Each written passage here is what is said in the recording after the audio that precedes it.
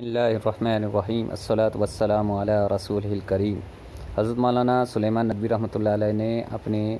پیر صاحب حضرت شبلی رحمانی رحمۃ اللہ علیہ کے سوانے میں لکھتے ہیں 1912 کا وقت تھا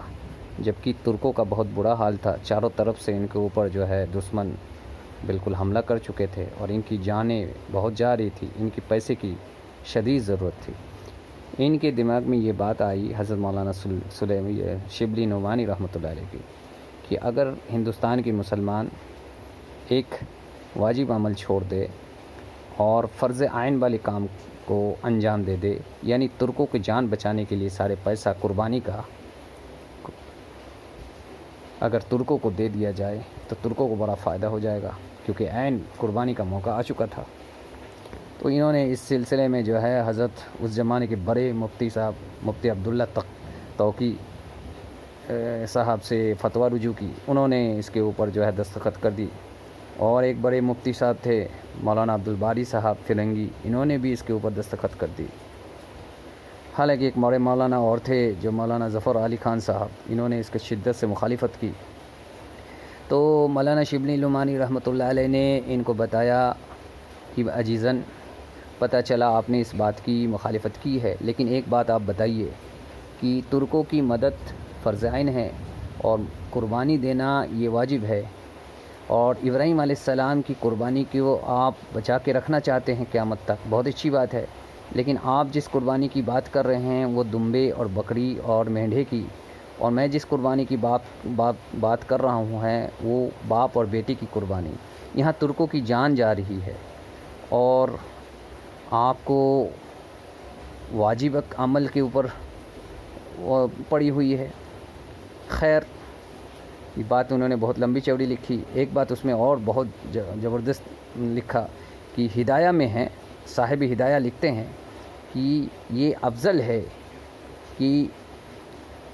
قربانی واجب ہے اور صدقہ کرنا اس کے ذریعے سے اگر مسلمانوں کی جان کی حفاظت ہوتی ہے تو پھر یہ افضل ترین عمل ہے، یعنی قربانی سے بڑھ کے ہے۔ اب ہدایہ کا بات انہوں نے کہہ دی تو بڑا مسئلہ بنا۔ خیر، یہ باتیں حضرت مولانا خلیل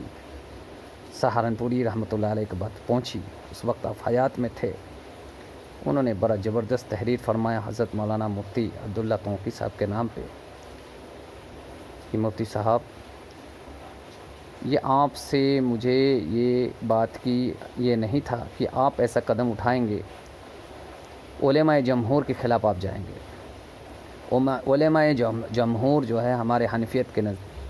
کہ یہ بالکل اس بات کے قائل ہے کسی بھی حال میں قربانی کیا جائے، کیونکہ یہ ایک عظیم ایک سنت ہے اور یہ ایک عظیم ایک واجب عمل ہے۔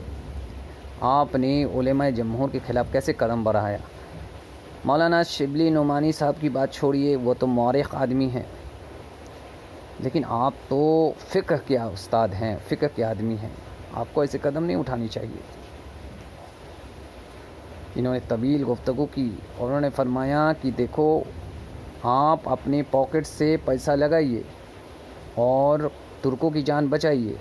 ہم تو پورے ہندوستان میں قربانی ہر حال میں کر کے رکھیں، کیونکہ آج اگر ہم قربانی سے مکر گئے،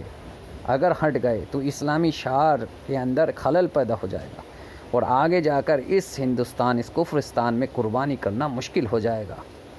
ایک زبردست بات پیش آئی تھی، آج بھی یہی واقعہ آ گیا۔ یہ چائنا وائرس کے سامنے ہم کہنے لگے کہ اس میں خرچ کر دو، قربانی نہ کرو۔ ابھی سوچنا چاہیے کہ ہمیں کیا کرنا چاہیے، ہمارے اسلاف نے کیا کیا تھا۔ تو حضرت مولانا خلیل احمد سہارنپوری رحمۃ اللہ علیہ نے باقاعدہ اس کو اخبار میں شائع کر دیا کہ ہر حال میں قربانی ہوگی،